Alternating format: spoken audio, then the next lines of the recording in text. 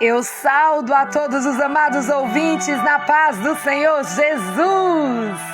Que dia maravilhoso, que privilégio o Senhor nos concede por mais essa oportunidade de compartilhar com os irmãos a poderosa palavra do Senhor Jesus. E para nossa reflexão nesse dia, vamos estar meditando lá o Santo Evangelho segundo São Mateus, no capítulo 1, do verso 3 ao 6. Mas antes, deixa eu te fazer uma pergunta. O que fazer quando a lembrança do passado não nos deixa ser feliz? Aonde ir quando temos vergonha das nossas origens? Porque elas, de certo modo, são grotescas. Pode uma vida ser restaurada quando a própria pessoa chega à conclusão de que não há mais saída para ela? Quantas pessoas têm se questionado e feito essas perguntas? E para a mensagem de hoje, nós vamos estar meditando lá em Mateus, no capítulo 1, do verso 3 ao 6, aonde fala: Judá gerou de Tamar a Pérez e a Zerá. Pérez gerou a Esrom a Arão. Arão gerou a Abinadab. Abinadab a Nasson a Salmão. Salmão gerou de Raabe a Boaz. E este de Ruth gerou Obed. E de Obed a Jessé. Jessé gerou o rei Davi a Salomão, da qual fora mulher de Urias. Mateus 1, do 3 ao 6. Sabe, meu querido ouvinte, você pode estar se perguntando que mensagem pode sair de um texto aparentemente tão árduo como esse. Deixa eu te dizer uma coisa, em primeiro lugar, nós precisamos saber que o capítulo 1 de São Mateus apresenta a árvore genealógica de Jesus. Sabe, se você tivesse que fazer a sua árvore genealógica, talvez você tentaria colocar as pessoas mais ilustres e tentaria colocar alguma pessoa de nome e sobrenome. Sabe, alguém que é considerado pelo mundo um herói nacional, alguma pessoa da realeza. Sabe, ninguém gostaria de colocar em sua árvore genealógica pessoas de má reputação ou de origem vergonhosa, não é verdade? Só que os judeus, meus queridos, especialmente os fariseus, tinham uma oração muito curiosa que dizia: Senhor, agradeço-te por não nascer escravo, nem gentil e nem mulher. Olha que absurdo. Um judeu nunca colocaria na sua árvore genealógica o nome de uma mulher, e muito menos se ela tivesse má reputação. Só que eu quero te dizer uma coisa, amado ouvinte, na genealogia de Jesus Cristo são mencionadas 4 mulheres. Sabe, Tamar é a primeira, Raabe é a segunda, Ruth é a terceira. E o nome da quarta não é mencionado, mas se fala de Davi, que teve um filho chamado Salomão, que nasceu daqui fora, mulher de Urias. O nome dessa mulher certamente é a Betseba. Este era o nome dessa mulher, que era a mulher de Urias. Sabe, vamos analisar um pouquinho a vida destas mulheres. A história da primeira, Tamar, está escrita no capítulo 38 do livro de Gênesis. Tamar era nora de Judá, um dos filhos de Jacó. Sabe, ela se casou com o filho mais velho de Judá, chamado um homem que não temia a Deus. Este homem andava pelos seus próprios caminhos e morreu muito cedo, deixando Tamar viúva. E naquele tempo, meu amado ouvinte, existia uma lei em Israel. Sabe, quando alguém deixava uma viúva jovem e sem filhos, o seu irmão deveria se casar com a viúva para dar descendência ao falecido. Foi assim que Tamar se casou com Onã, outro homem que não temia a Deus e que andou por seus próprios caminhos e também morreu muito cedo. Sabe, Tamar ficou viúva pela segunda vez e muito jovem, sem filhos. Sabe, a lei civil daquele tempo dizia que ela deveria casar com o terceiro irmão. Mas o irmão era muito novo ainda, seu nome era Selá. Então Judá prometeu à sua nora que quando Selá crescesse, se cumpriria a lei. Mas Selá cresceu e Judá não o deu em casamento a Tamar. E diante disso ela sentiu-se injustiçada, ferida, machucada.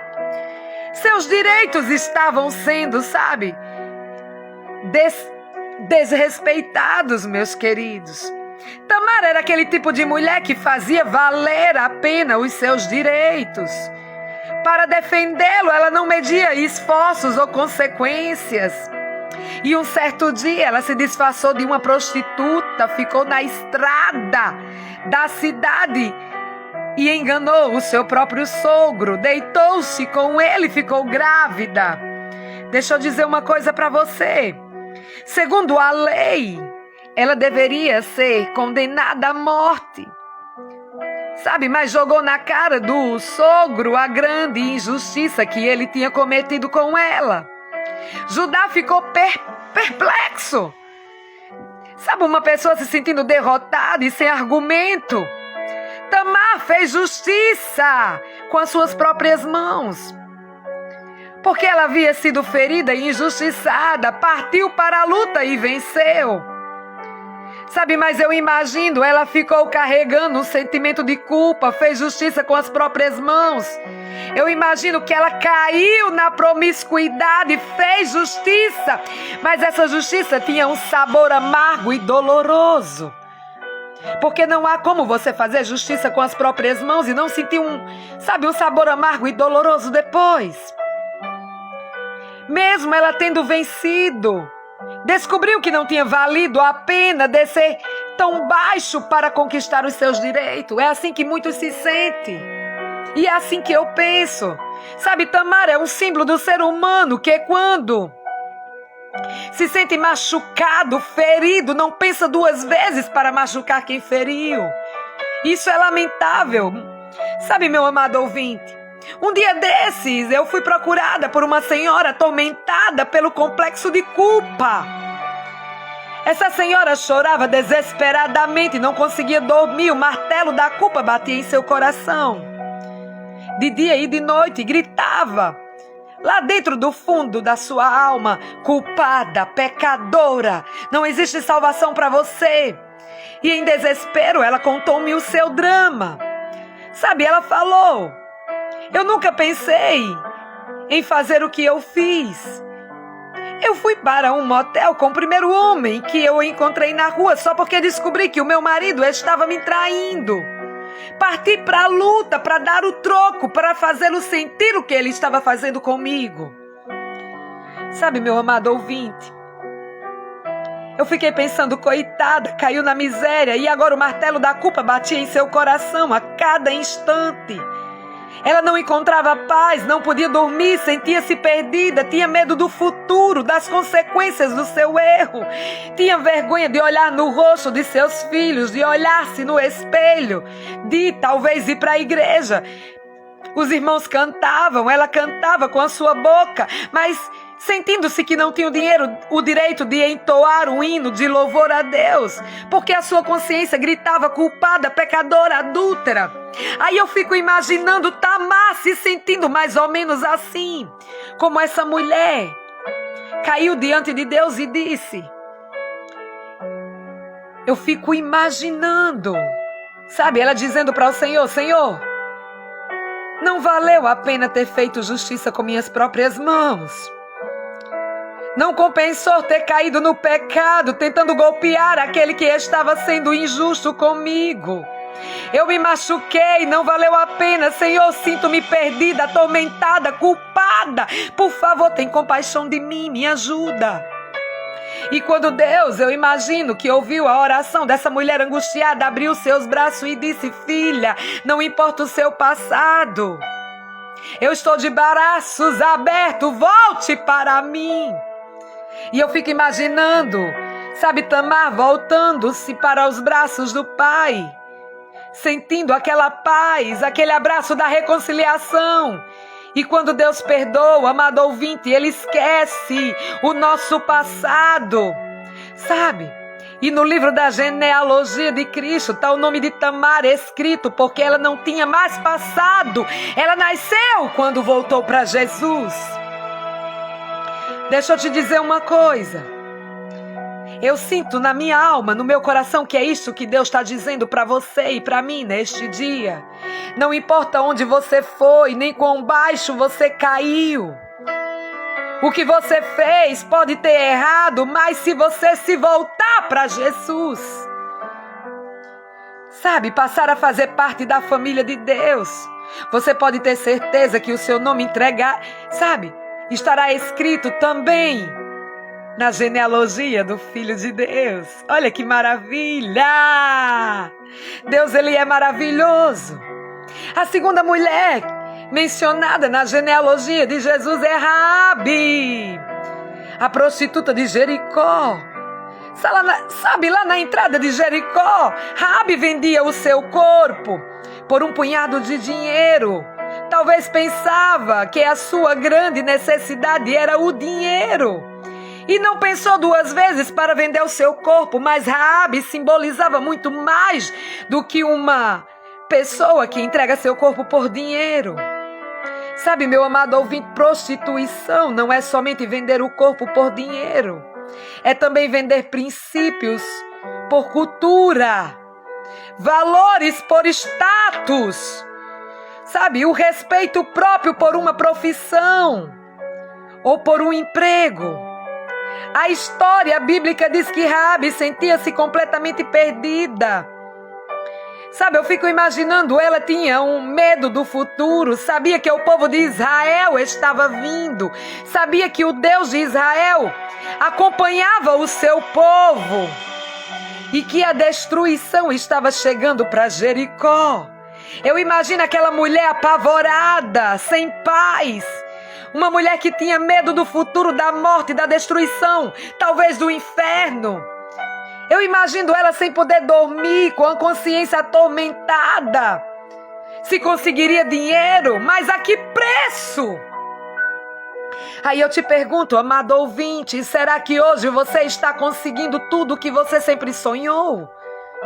E a pergunta é: a que preço, meu querido, minha querida? Seu negócio está crescendo, a que preço? Está alcançando a posição que você tanto queria alcançar? Mas eu te pergunto, a que preço? Quando chega a noite, você tem medo do futuro, tem medo de que Cristo volte a qualquer momento, porque você não está preparado. Tem medo de que a morte o surpreenda, o medo de ficar enfermo, de sofrer um acidente, tem medo de subir em um avião. Sabe, não estar preparado para enfrentar a morte. Então me diga, de que vale a cultura, o dinheiro, o poder? De que vale tudo isso que você conseguiu? Se você não tem paz no coração, de que vale o que você conquistou na vida? Se quando chega a noite não pode dormir com a consciência tranquila. Sabe, um dia chegaram a Jericó 2 homens enviados pelo povo de Deus. Raabe viu que esta era a oportunidade, apesar de não passar de uma prostituta que vendia o seu corpo por dinheiro, se agarrou ao único fio de esperança, o fio de escarlate, que foi pendurado na sua janela e que simbolizava a graça maravilhosa de Cristo. Sabe, meu amado ouvinte, Raabe, eu imagino que pensou: não importa como eu estou, nem como eu vivo, talvez Deus sinta misericórdia de mim. E agarrou-se ao fio vermelho da misericórdia de Jesus. Sabe, e o mais lindo é que a destruição chegou. Jericó foi queimada, mas a destruição não tocou a casa de Raabe. Ela foi poupada. escapada da morte. Ela e toda a tua família. E você sabe como são essas coisas. Meu amado, quando Deus perdoa, Ele esquece completamente o passado. E é por isso que Deus não teve vergonha de colocar o nome de Raabe na árvore genealógica de Jesus. Sabe, eu não estou falando da prostituta de Jericó. Essa prostituta não existe mais. Eu estou me referindo a Raabe, mulher, perdoada, transformada pelo poder de Deus. Já a terceira mulher mencionada na árvore genealógica de Jesus é a Ruth. Você não poderá ver algo errado na vida de Ruth, mas as suas raízes são vergonhosas. Deixa eu te explicar. Ruth foi descendente da tribo de Moabe. Sabe quem foi Moabe? Eu vou contar-lhe uma historinha. Deus ia destruir Sodoma e Gomorra. Ló, sua esposa e suas 2 filhas saíram antes que a destruição chegasse. A esposa de Ló olhou lá de cima para a cidade. A Bíblia diz que ela foi transformada em uma estátua de sal. Ló e suas filhas conseguiram chegar no topo da montanha e lá se esconderam em uma cova. As filhas de Ló pensaram que todos os homens do mundo tinham sido destruídos e elas não teriam mais descendências, então deram origem a um capítulo vergonhoso da humanidade. Embebedaram seu pai Ló e cometeram incesto com ele. Sabe? Para ficar mais claro, foram para a cama com ele, se deitaram com ele. O fruto deste relacionamento imoral, sabe o que é que aconteceu? O pai dos moabitas, Ruth, foi uma das filhas da tribo de Moabe. Ruth, a moabita. Tudo por conta do fruto deste relacionamento imoral. Sabe, foi Moabe. E Ruth foi uma das filhas da tribo de Moabe. Ruth, a moabita. Sabe, não encontramos na Bíblia que Ruth tivesse feito alguma coisa errada, como Raabe ou Tamar. Mas encontramos em Ruth uma origem incestuosa. Ela vinha de raízes imorais. Ruth era uma típica pessoa que sentia vergonha dos seus antepassados. Aí eu te pergunto, você nunca conheceu o seu pai? Porque foi fruto de uma aventura pecaminosa. E não fruto de um amor que uniu 2 pessoas. Isso tem te atormentado a sua vida, tem lhe atormentado, tem lhe criado traumas. Você olha para todo mundo que tem pai e você nunca conheceu de verdade o seu pai, que não teve coragem de assumir você. Isso lhe dói. Deixa eu te dizer uma coisa, então olhe para Ruth. Porque se alguém deveria ter vergonha dos seus antepassados, era ela. Mas um dia Jesus chegou na sua vida e colocou na sua vida um homem temente a Deus. E a vida deste jovem foi uma inspiração que Ruth precisava para sair daquela vida de idolatria do povo moabita. Aqui está o exemplo de um rapaz que, em lugar de constrangir-se com a idolatria dos moabitas, levou Ruth ao conhecimento do Deus eterno. Sabe, infelizmente esse rapaz morreu. E a mãe, Noemi, decidiu voltar para sua terra. Foi então que encontramos Ruth, adiante da maior decisão de sua vida. Ficou por um instante olhando para sua cidade, suas tradições, seus costumes, seus pais, amigos, avós e bisavós, a sua igreja, seu povo de um lado. E do outro lado, Noemi, que ia embora para a terra do Deus vivo e verdadeiro, para a família de Deus, para a igreja de Deus, o povo da verdade bíblica. Ruth ficou indecisa, o que fazer? Eu imagino, era muito difícil. Mas decidiu deixar a sua cidade e partir para a terra do Deus eterno. Ah, meu querido, meu amigo, todos nós, Alguma vez temos que tomar uma grande decisão na vida. E não é fácil, porque toda mudança envolve dor, sofrimento. Muitas vezes você tem que abandonar tradições, tudo aquilo que você acreditou durante anos e anos, aquilo que seus pais e seus avós acreditaram. Muitas vezes você receberá de Deus a direção, sabe? E você vai entender a contradição de seus amigos e a rejeição da família. Você vai receber isso, meu querido, muitas vezes. Outras vezes você será caçoado pelos seus princípios, pelas verdades bíblicas que você começa a aceitar. Todos nós um dia teremos que nos confrontar com as verdades da Bíblia e teremos que tomar uma decisão em nossas vidas. Aí você quer aceitar a Jesus agora? Eu te pergunto, se o fizer, Deus fará com você o que fez com Ruth. Não importa a sua origem, não importa a sua raça, o lugar de onde você nasceu, ou o nome da sua família, não interessa se você é pobre ou rico. Você passa a fazer parte da família de Cristo. Ele declara o seu nome diante do mundo. Ele não tem vergonha de você. O Senhor Jesus, Ele não tem vergonha.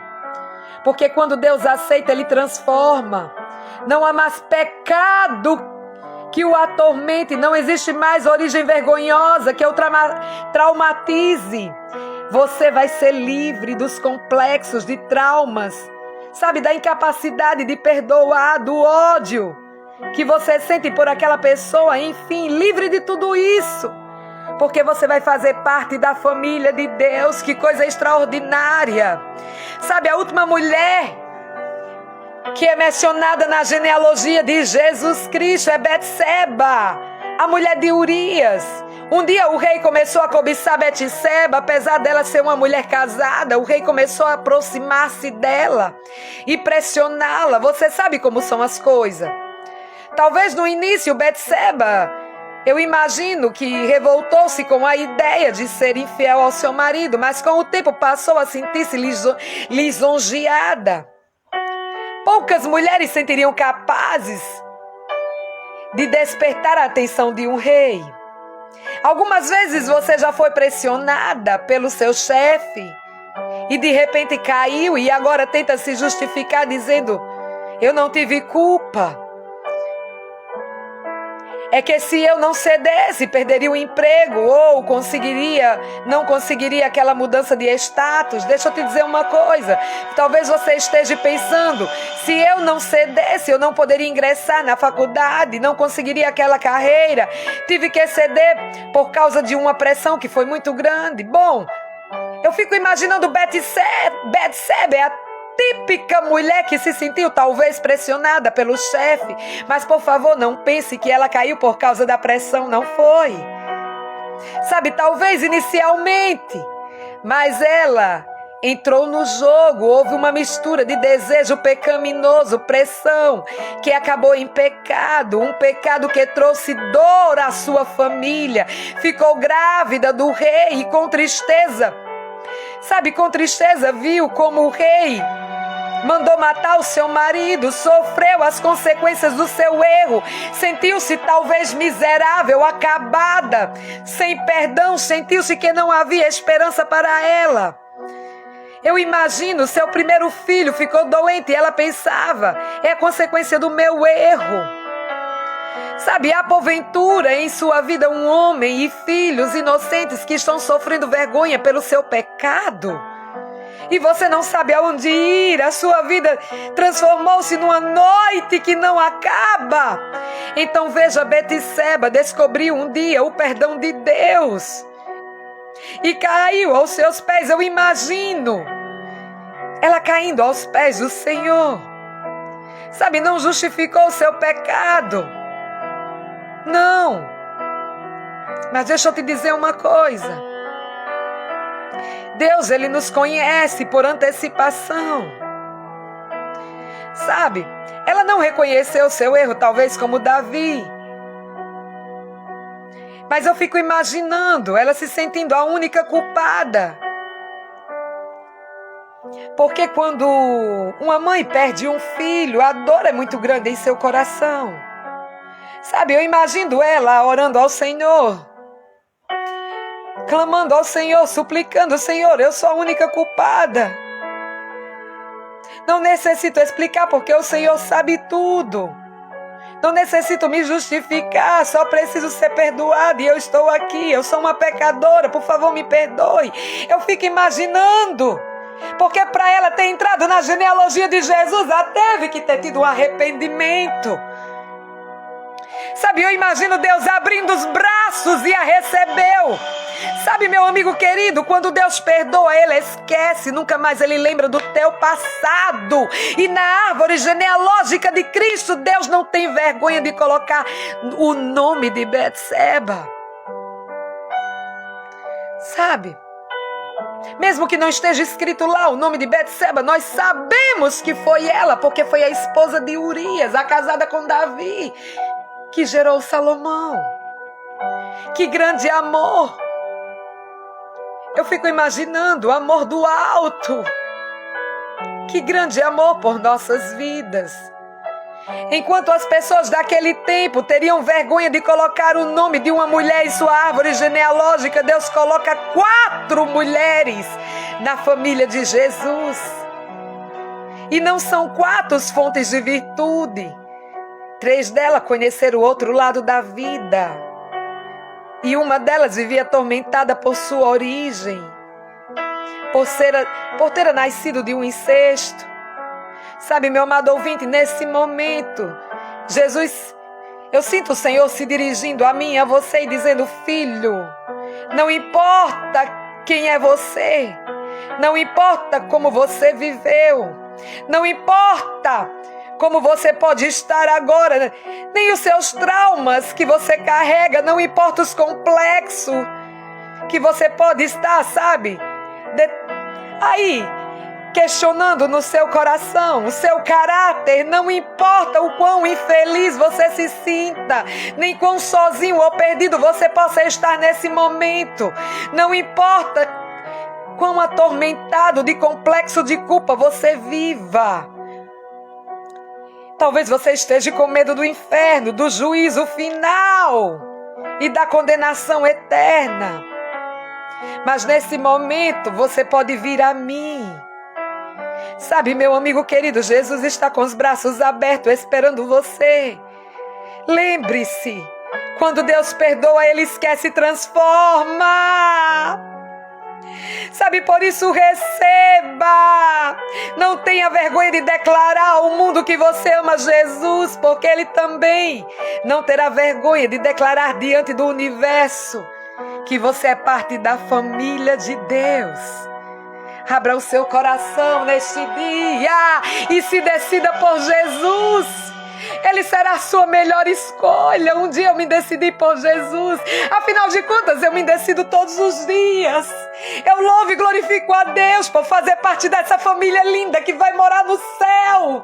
Sabe, Jesus, Ele me ama. Eu sei de onde Ele me tirou. É Deus quem restaura as nossas vidas, transforma as nossas vidas e nos direciona.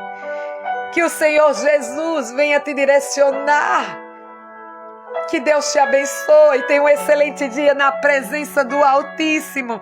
E fique na paz do Senhor Jesus.